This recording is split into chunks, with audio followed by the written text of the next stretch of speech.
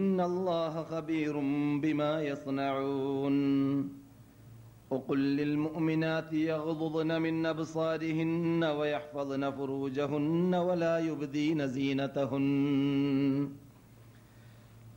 يبدين زينتهن إلا ما ظهر منها وليضربن بخمرهن على جيوبهن ولا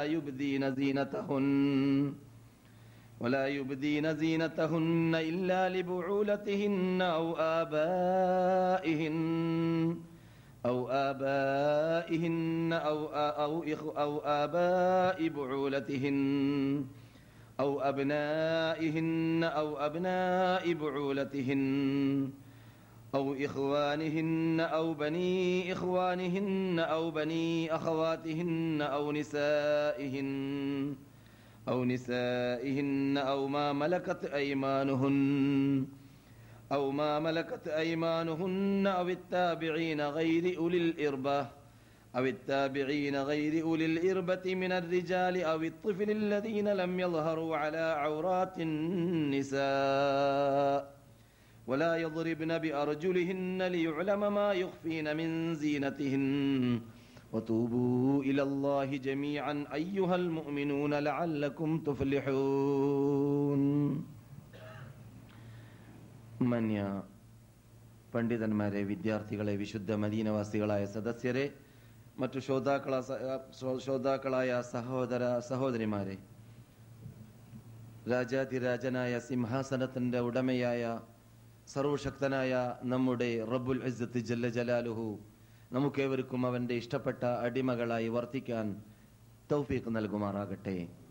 ഈ വിശുദ്ധ ഭൂമിയിൽ താമസിക്കുന്ന കാലയളവിൽ പ്രത്യേകിച്ച് ഈ ഭൂമിയുടെ പവിത്രതയെ പരിഗണിച്ച് മനസ്സിലാക്കി ജീവിക്കുവാനും നമ്മെ അവൻ ഉതകട്ടെ. നമ്മിൽ നിന്നിട്ടുള്ള പുരുഷന്മാർക്ക് പ്രത്യേകിച്ച് 5 വക്ത് നമസ്കാരം അതാതിന്റെ സമയത്ത് ജമാഅത്തോടു കൂടി പള്ളിയിൽ വെച്ചിട്ട് തന്നെ നമസ്കരിക്കാനുള്ള മഹാഭാഗ്യം റബ്ബ് നമുക്ക് നൽകുമാറാകട്ടെ. നമസ്കാരം ജമാഅത്ത് കരുതിക്കൂട്ടി യാതൊരു കാരണവും കൂടാതെ ഉപേക്ഷിക്കുന്ന കപടവിശ്വാസികളിൽ നമ്മെ റബ്ബ് പെടുത്താതിരിക്കട്ടെ. തീരെ നമസ്കരിക്കാത്ത അമുസ്ലിങ്ങളിലും പെടുത്താതിരിക്കട്ടെ. ഇസ്ലാമിക പർദയിലേക്ക് മുസ്ലിം ലോക സ്ത്രീകളെ റബ്ബ് മടക്കട്ടെ. നമ്മിൽ നിന്നിട്ട് നഷ്ടപ്പെട്ടു പോയതായ അന്തസ്സുകളെയും അഭിമാനങ്ങളെയും നമ്മളിലേക്ക് അള്ളാഹു മടക്കട്ടെ. വിശിഷ്യ വിശുദ്ധ മസ്ജിദുൽ അഖ്സയെയും നമ്മിലേക്ക് അള്ളാഹു മടക്കട്ടെ. സഹോദരന്മാരെ, സഹോദരികളെ, ഇവിടെ ഇവൻ വ്യത്യസ്ത വിഷയങ്ങൾ ഈ സന്ദർഭത്തിൽ വർഷങ്ങളായി ചർച്ച ചെയ്യുന്നതിൽ സാന്ദർഭോചിതമായി ഇസ്ലാഹ് എന്ന വേർഡിന്റെ വിശദീകരണം നൽകിയതായ വേളയിൽ ഭാര്യ ഭർത്തൃ ബന്ധം ക്ലിയറാക്കുക എന്നത് ഇസ്ലാഹിൽപ്പെട്ടതാണ് എന്ന് വിവരിച്ചപ്പോൾ الرجال قوامون على النساء بما فضل الله بعضهم على بعض وبما أنفقوا من أموالهم فالصالحات قانتات حافظات للغيب بما حفظ الله എന്ന ആയത്ത് ഞാൻ കഴിഞ്ഞ ക്ലാസിന്റെ മധ്യത്തിൽ ഓതുകയുണ്ടായി. ഉച്ചക്ക് നടത്തിയ ക്ലാസ്സിൽ അതിന്റെ വിശദീകരണത്തിൽ ഞാൻ തന്നെ ഒരുങ്ങാത്ത ഒരു വിഷയത്തിലേക്ക് പെട്ടെന്ന് നീങ്ങിപ്പോവുകയും ചെയ്തു. അതെന്തായിരുന്നു? പർദ എന്ന വിഷയം. ഞാൻ കഴിഞ്ഞ ക്ലാസ്സിൽ ചർച്ച ചെയ്യാൻ ഉദ്ദേശിച്ചതേ അല്ലായിരുന്നു. സംഗതി വശാൽ അവിടേക്ക് നീങ്ങിപ്പോയതാണ്. പക്ഷെ അവിടേക്ക് നീങ്ങിപ്പോയപ്പോൾ പിന്നെ അരങ്ങും രസവും കൂടി പല സുഹൃത്തുക്കൾക്ക് നിർബന്ധമായും അതിന്റെ പരിപൂർണത ആവശ്യമുണ്ട് എന്ന് പലർക്കും ആഗ്രഹമുണ്ടാവുകയും ചെയ്തതുകൊണ്ട് ആ സംശയങ്ങൾ ഉടലെടുക്കാൻ സാധ്യതയുള്ള, ചോദിക്കപ്പെടാൻ സാധ്യതയുള്ളതായ സംശയങ്ങൾക്ക് മറുപടി എന്നോണം ഞാൻ അതിന്റെ പരിപൂർണത ഇന്ന് നൽകാനാണ് ഉദ്ദേശിക്കുന്നത്. യഥാർത്ഥത്തിൽ മനുഷ്യരാശി കണ്ട സമുദായങ്ങളിൽ ഈ വിഷയത്തിൽ അഥവാ അഭിമാനത്തെ സംരക്ഷിക്കുക എന്ന വിഷയത്തിൽ മുന്നിട്ടു നിൽക്കുന്ന ഏക സമുദായമാണ് മുസ്ലിം സമുദായം. മുസ്ലിം സമുദായമെന്ന് ഞാൻ പറയുമ്പോൾ ഇന്ന് ജീവിക്കുന്ന മുസ്ലിങ്ങളല്ല, ആദം അലൈഹിസ്സലാമിന്റെ കാലഘട്ടം മുതൽ മുസ്ലിങ്ങൾ എന്ന് ആരാണ്? ഏകദൈവ വിശ്വാസത്തിന്റെ ഉടമകൾക്കാണ്. അവര് യേശുക്രിസ്തുവിന്റെ പിന്നിലാണ് നടന്നവരാവട്ടെ, മൂസ നബി അലൈഹി സ്വലാമിന്റെ പിന്നാണ് നടന്നവരാവട്ടെ, ഇബ്രാഹിം അലൈഹി സ്വലാമിന്റെ പിന്നാണ് നടന്നവരാവട്ടെ, ഏത് നബിമാരുടെ പിന്നാണ് നടന്നാലും വിരോധമില്ല. എല്ലാവരും യഥാർത്ഥത്തിൽ മുസ്ലിങ്ങളാണ് ഏതർത്ഥത്തിലൂടെ? അള്ളാഹുവിനെ അനുസരിച്ചുകൊണ്ട്, അള്ളാഹുവിന്റെ പിന്നിൽ കീഴടങ്ങിയും കൊണ്ട്, അള്ളാഹുവിന്റെ അടിമകളാണ്, ദാസന്മാരാണെന്ന് ദാസത്വം അംഗീകരിച്ചുകൊണ്ട്, അള്ളാഹു ഇറക്കുന്ന അവന്റെ ദൂതന്മാരിലൂടെ ഇറക്കാറുള്ള നിയമാവലികളെ ജീവിതത്തിൽ പകർത്തുന്നവർ എന്ന അർത്ഥത്തിലൂടെ എല്ലാവരും മുസ്ലിങ്ങളാണ്. അഥവാ അള്ളാഹുവിന്റെ കൽപ്പന അനുസരിച്ച് ജീവിച്ചവർ, ഏത് നബിമാരുടെ കീഴിൽ ജീവിച്ചിരുന്നാലും അവർ യഥാർത്ഥത്തിൽ മുസ്ലിങ്ങളാണ്. അതാണ് സൂറത്തുൽ ബഖറയുടെ മധ്യത്തിലും അതിന്റെ അവസാന ഭാഗങ്ങളിലെല്ലാം അല്ലാഹു സുബ്ഹാനഹു വ തആല സൂചിപ്പിച്ചതായ ധാരാളം ആയത്തുകൾ വിശദീകരിക്കുന്നത്. യാക്കൂബ് നബി അലൈഹി ഇസ്ലാമിന്റെ മരണ വേളയിൽ വസിയത്ത് ചെയ്തെന്തായിരുന്നു? മക്കളോട് നിങ്ങൾ മുസ്ലിങ്ങളാവണം, ഞങ്ങളെല്ലാം മുസ്ലിങ്ങളായിരുന്നു എന്നാണ് യാക്കൂബ് അലൈഹിസ്സലാം പറഞ്ഞതായ വാക്ക് അവരുടെ സന്തതികളോട്.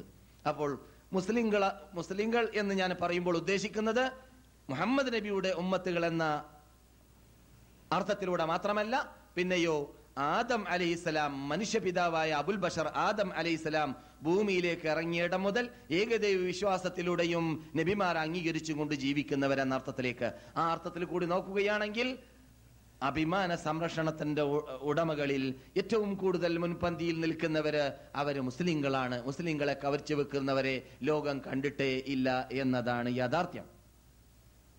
അഭിമാന സംരക്ഷണം എന്നതുകൊണ്ട് വിവക്ഷ ധാരാളം നേട്ടങ്ങൾ, ധാരാളം സമ്പാദ്യങ്ങൾ, ധാരാളം പുരോഗതികൾ അതിലൂടെ അത് ഫിറ്റാക്കുന്ന സമുദായത്തിന് നേടിയെടുക്കാൻ സാധിക്കുന്നു എന്നതുകൊണ്ട് തന്നെയാണ്. സർവശക്തനായ ഷിട്ടാവ് നമ്മെ ഷിട്ടിച്ചു വിട്ടതായ വേളയിൽ ഇവിടെ പരിശോധിക്കാൻ വേണ്ടിയാണല്ലോ ഷിട്ടിച്ചത് എന്ന് നമുക്കറിയാം. ഇവിടെ നാം പരീക്ഷണ ഹാളിലാണ്. ഇവിടെ നിന്ന് ആരെല്ലാം ചോദ്യങ്ങൾക്ക് മറുപടി നൽകി ശരിയായ ഉത്തരം നൽകിക്കഴിഞ്ഞാൽ നമുക്ക് സുപ്രീം കോർട്ടിലേക്ക് മനസ്സിലാവാൻ വേണ്ടി മാത്രം അള്ളാഹുവിന്റെ സാന്നിധ്യത്തിലേക്ക് പരലോകത്തിൽ എത്തിക്കഴിഞ്ഞാൽ നമുക്ക് അവിടെ നിന്ന് വലത് കൈയിൽ നമ്മുടെ കിതാബ് പുസ്തകം വാങ്ങി അവിടെ നിന്ന് വളരെ സുന്ദരമായ ജീവിതം സ്വർഗലോകത്തിൽ കഴിക്കാനുള്ളതായ സ്വർണാവസരം നമുക്ക് ലഭിക്കും എന്നതാണല്ലോ. അപ്പോൾ ഈ പരീക്ഷണ ഹാളിൽ നാം ജീവിക്കുന്നതായ വേളയിൽ ഇവിടെ പരീക്ഷണത്തിൽ വിജയിക്കാൻ വേണ്ടിയും വിജയ പരാജയം തീരുമാനിക്കാൻ വേണ്ടിയിട്ട് റബ്ബ് എന്ത് ചെയ്തിട്ടുണ്ട്? ഷിട്ടികൾക്ക് മത്സരിക്കാനുള്ളതായ മാർഗങ്ങൾ ഉണ്ടാക്കി കൊടുത്തിട്ടുണ്ട്. മുഗറയാത്ത് അല്ലെങ്കിൽ മുഗരിയാത്ത് എന്നാണ് അറബി ഭാഷയിൽ പറയുക. അഥവാ പുരുഷൻ ആഗ്രഹം, സ്ത്രീക്ക് ആഗ്രഹം, സ്ത്രീക്ക് ഭംഗി, അപ്രകാരം തന്നെ പുരുഷനും. ഈ ആഗ്രഹങ്ങൾ ഉള്ളതോടുകൂടി നിയമങ്ങൾ വരുന്നു. നിയമങ്ങൾ നിങ്ങൾ നേരത്തെ കേട്ടതായ ആയത്തിലും മറ്റു ആയത്തുകളിലെല്ലാം നിയമങ്ങൾ വന്നു. എന്ത്? അടുത്തു പോകരുത്, പെട്രോളാണ്, അടുത്ത് പോയി കഴിഞ്ഞാൽ തീക്കൊള്ളി അവിടെ എത്തിക്കഴിഞ്ഞാൽ, അല്ലെങ്കിൽ പെട്രോൾ എടുക്കലേക്ക് തീപ്പെട്ടി കൊള്ളി വന്നു കഴിഞ്ഞാൽ അപകടത്തിൽപ്പെടും. അതുകൊണ്ട് എന്ത് വേണം? വിട്ടുനിൽക്കുക എന്നതാണ് രക്ഷപ്പെടാനുള്ളതായ പോണുവഴി മാർഗങ്ങൾ. എന്നല്ലാതെ അടുത്ത് നിന്ന് മിക്സായി എല്ലാവരും ഒരേ രൂപത്തിൽ തന്നെ ഭംഗി പ്രകടമാക്കി ജീവിച്ചാൽ രക്ഷപ്പെടാൻ സാധിക്കുകയില്ല. അപ്പോൾ എന്താണ് സംഭവിക്കുക? വ്യഭിചാരം വ്യാപകമാകും. വ്യഭിചാരം വ്യാപകമായാൽ എന്ത് സംഭവിക്കും? പണ്ട് കാലഘട്ടങ്ങളിൽ വ്യഭിചാരം വ്യാപകമല്ലാത്തത് കൊണ്ട് റസൂലുള്ളാഹി സ്വല്ലല്ലാഹു അലൈഹി വസല്ലവും സഹാബാക്കളും ജീവിച്ചിരുന്ന കാലഘട്ടങ്ങളിൽ ഇതേ മദീനയിൽ ജീവിച്ചിരുന്ന വിഭാഗത്തിൽ 3% ആരായിരുന്നു? ജൂതന്മാരായിരുന്നു. റസൂൽ ഇവിടെ വന്നപ്പോൾ, നമ്മുടെ ദൂതർ മദീനയിലേക്ക് ഹിജ്റ വന്നപ്പോൾ മദീനയിൽ താമസിച്ചവർ 3% ജൂതന്മാരാണ്. ബനി നളീർ, ബനി ഖൈനുഖാ, ബനി ഖുറൈള. ആ നാട്ടുകാരുടെ പേരിൽ ഇന്നും അറിയപ്പെടാറുണ്ട് അവർ താമസിച്ചതായ നാടുകൾ. ഇന്നും ഇവിടുത്തെ ബലദിയ, ഇവിടുത്തെ മുനിസിപ്പാലിറ്റി അതേ പേരിലാണ് ഖുറൈള ഭൂമിക്ക് പേര് വെച്ചിട്ടുള്ളത്. ജൂതന്മാര് താമസിച്ചതായ ഭൂമികൾ. അവരിവിടെ താമസിച്ചിരുന്നതായ കാലഘട്ടത്തിൽ അവര് ഈ നാട്ടിൽ നിന്നിട്ട് ഷാമിലേക്ക് യാത്ര പോവുകയാണെങ്കിൽ മുഹമ്മദിനെയും അനുയായികളെയും, മുഹമ്മദും അനുയായികളും അഥവാ നമ്മുടെ ദൂതരായ നബിയുന മുഹമ്മദ് റസൂലുള്ളാഹി സല്ലല്ലാഹു അലൈഹി വസല്ലമും അവരുടെ അനുയായികളും താമസിക്കുന്നതായ സ്ഥലത്താണ് ജൂതന്മാർ അവരുടെ പെണ്ണുങ്ങളെ താമസിപ്പിക്കാറുള്ളത്. അവരുടെ കൂടെ താമസിപ്പിക്കൂല. ജൂതന്മാരുടെ കൂടെ അവർ താമസിക്കുന്ന സ്ഥലത്ത് അവർ ഉപേക്ഷിച്ചു പോവുകയില്ല. എന്തുകൊണ്ട്? അപകടമാണ്. അവിടെ ജൂതന്മാരുടെ ഇടയിൽ അപകടമാണ്. സമാധാനത്തോടു കൂടി ഷാമിൽ പോയി കച്ചവടം ചെയ്ത് ബിസിനസ് ചെയ്ത് മടങ്ങി വരണമെങ്കിൽ എന്ത് വേണം? അവരുടെ ഭാര്യമാരും അവരുടെ പെൺമക്കളും അവരുടെ അഭിമാനവും ഇവിടെ സുരക്ഷിതമായി ജീവിക്കുന്നുണ്ട് എന്നവർക്ക് ഉറപ്പാവണം. അതിനെന്ത് കാട്ടും? അവര് മദീനയുടെ അണ്ടറിൽ മുഹമ്മദും അനുയായികളും താമസിക്കുന്ന സ്ഥലത്ത് അവര്